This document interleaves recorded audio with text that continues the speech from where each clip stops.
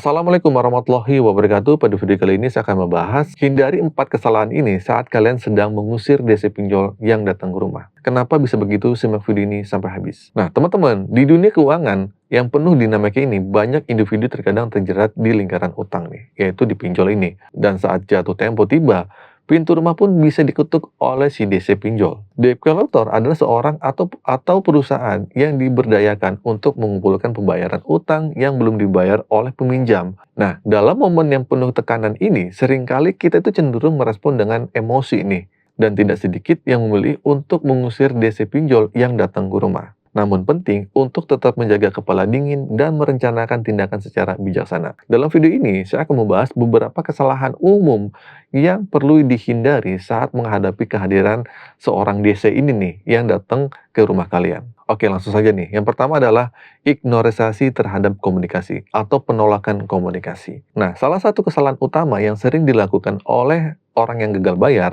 yang menghadapi DC ini adalah mengabaikan atau menghindari komunikasi. Ya, meskipun ya tergoda untuk menghindar, nah tetapi berkomunikasi dengan pihak penagih utang itu mungkin dapat membantu mencari solusi yang lebih baik. Nah, bisa jadi dengan kehadiran DC ini, mungkin akan ada negosiasi-negosiasi yang bisa kalian lakukan.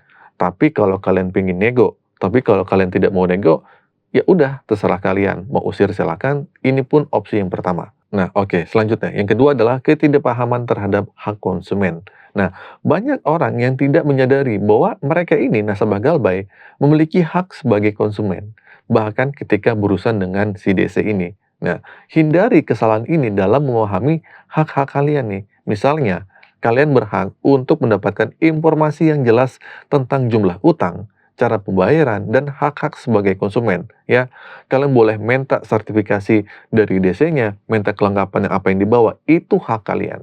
Nah, yang ketiga adalah melakukan tindakan kekerasan atau ancaman.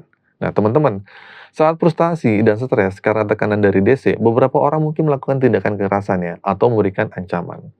Dan ini adalah kesalahan serius yang dapat memiliki konsekuensi hukum ya. Sebisa mungkin ya teman-teman ya, pertahankan ketenangan dan hindari konfrontasi fisik atau verbal. Oke, selanjutnya, yang keempat, tidak mempertimbangkan alternatif pembayaran. Nah, ada juga DC yang bersedia untuk bekerja sama dalam menemukan solusi pembayaran sesuai dengan kemampuan kalian.